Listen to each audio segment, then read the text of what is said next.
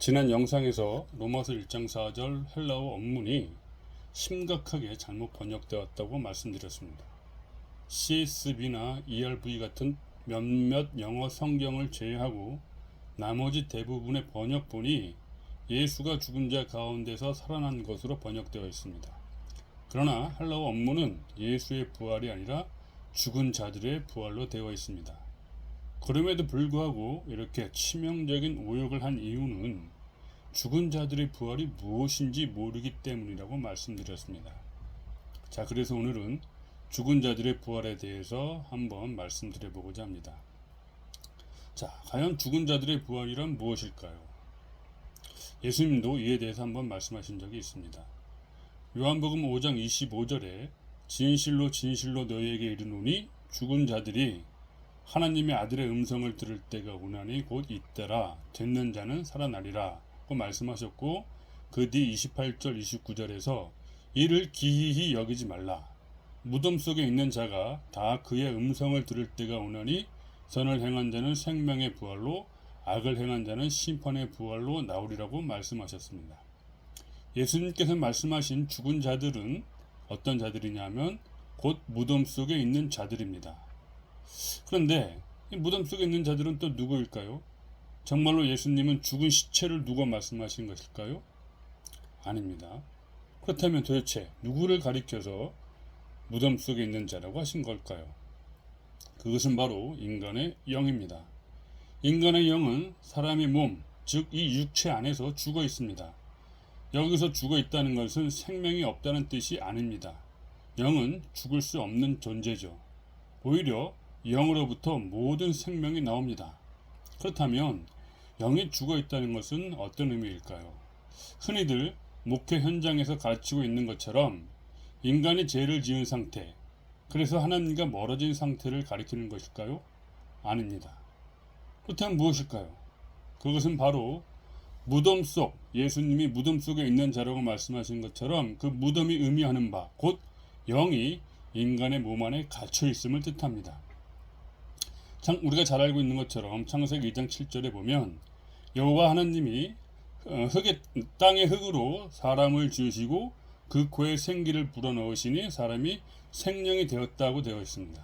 이 생명이라고 하는 단어도 잘못 번역된 것인데, 원래는 히브리 원문을 보면 생명이 아니라 네페시, 즉 혼입니다.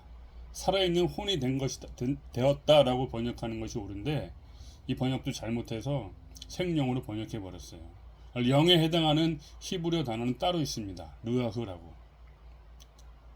어쨌든 하나님께로부터 온 그 영이 인간을 살아있는 혼이 되게 했지만, 역설적이게도 그 영은 인간의 육체 안에 갇혀 있게 되고 만 것이고, 그런 의미에서 죽어 있는 것인데, 어떻게 해서 이 한글로 된 성경, 즉 한국어 성경은 생명, 곧 살아있는 영으로 번역했는지 참 모르겠어요. 이것도 기막힌 일입니다. 어쨌든 간에, 자, 그렇다면 죽은 자의 부활이란 무엇일까요? 죽은 자가 인간의 육체 안에 갇혀있는 영을 뜻하는 것이라면, 죽은 자의 부활은 그렇다면 갇혀있는 그 영이 육체로부터 해방되는 것을 말하는 것일까요? 마치 유체 이탈하는 것처럼 말입니다. 또는 영지주의자들처럼 육체로부터 벗어나는 것이 죽은 자의 부활일까요?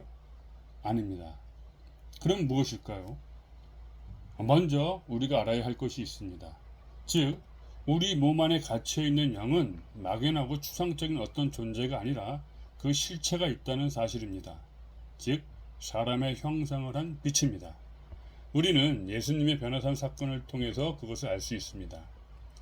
마가복음 9장 1절부터 3절까지 보면 예수님이 제자들 셋을 데리고 따로 높은 산에 올라가셨죠. 그리고 거기서 변형되셨는데, 그 말씀에 보면 저희 앞에서 변형되사 그 옷이 광채가 나며 세상에서 사람이, 빨래하는 사람이 그렇게 희귀할 수 없을 만큼 휘어졌다라고 기록되어 있습니다.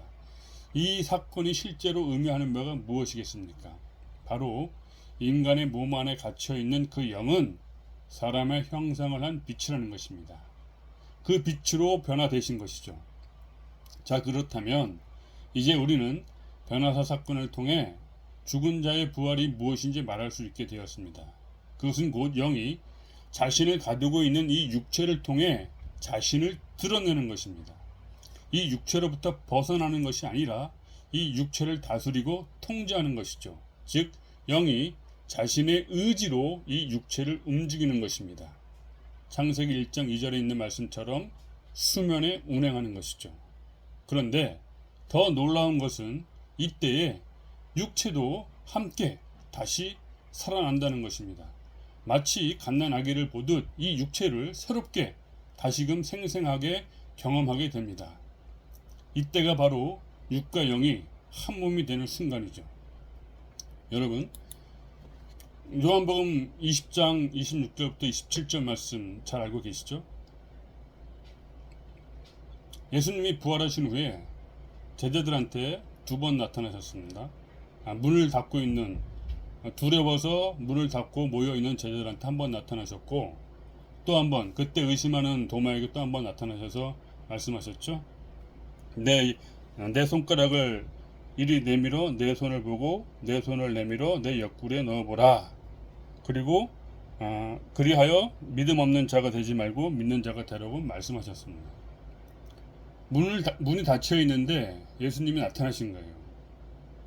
그리고는 그것이 살과 뼈가 없는 영이 아니라 육체다 라는 것을 증명하기 위해서 의심하는 도마로 하여금 상자국과 못자국을 만져보게 하신 것이죠.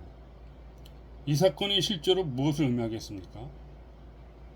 그것은 바로 부활하신 예수님의 몸은 영과 육이 하나가 된 몸이라는 것을 의미하는 것이죠. 마찬가지입니다.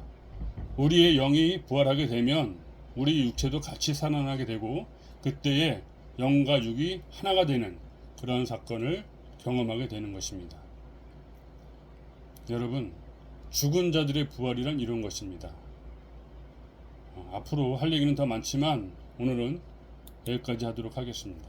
감사합니다.